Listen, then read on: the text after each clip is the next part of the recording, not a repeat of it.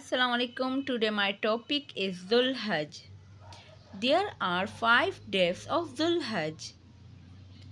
हज के 5 दिन होते हैं। 8 तारीख मिना, 8 ज़ुल हज तारीख को हम मिना में क़याम फरमाते हैं।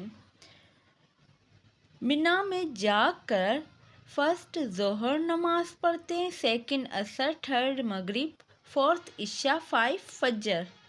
फजर के बाद हम 9 तारीख को अरफात के मैदान में जाना है। यहाँ कब तक रुकना है? मगरिब तक। मगरिब की नमाज यहाँ नहीं पढ़नी।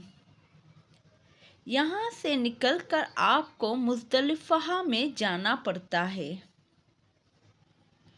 मुज़दलिफ़ा में मगरिब और इशा दोनों नमाज इकट्ठी पढ़नी है।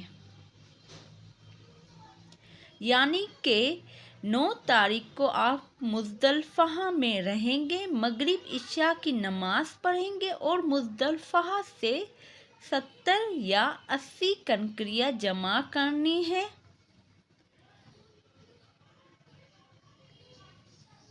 जमा करके फिर लेके आनी है।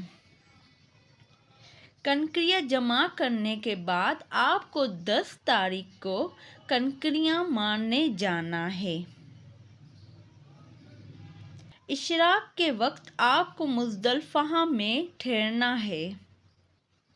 10 तारीख को शैतान को कंकरियाँ मारनी है और कुर्बानी भी करनी है। थर्ड बाल कटवाने हैं। अगर हो सके तो तवाफ़ भी करना है। 11 ज़ुल हज, 10 ज़ुल हज को तवाफ़ नहीं, 10 ज़ुल हज को तवाफ़ नहीं हुआ तो 11 ज़ुल हज को कर लेना। ज़वाल के बाद तीनों शैतानों को साथ साथ कंकरियाँ मारनी है और पहले छोटे शैतान को और फिर आखिर में बड़े शैतान को। ये रमी वाजिब है। छोटे और दरमियान शैतान को रमी के बाद एक तरफ हट कर दुआ मांगनी है। फिर शैतान के रमी के बाद दुआ न मांगे। बड़े शैतान के रमी के बाद दुआ न मांगे। 12 ज़ुल हज को ज़वाल के बाद तीनों शैतानों को तरतीब साथ साथ कंकरियाँ मारें। ये रमी वाजिब है। सेम 11 ज़ुल हज वाला ही 12 ज़ुल हज में ही होगा। छोटे और दरमियान शैतान की रमी के बाद एक तरफ हट कर ये दुआ मांगे। बड़े शैतान की रमी के बाद दुआ ना मांगे। सेम 11 ज़ुल हज को जो काम करेंगे वो 12 ज़ुल हज को भी वही काम करना पड़ेगा। रमी के बाद हज मुकम्मल हो गया। मोहज़मा वापस आ जाएं और गुरूब आफ्ताब से पहले मिना की हुदूद से निकल आएं।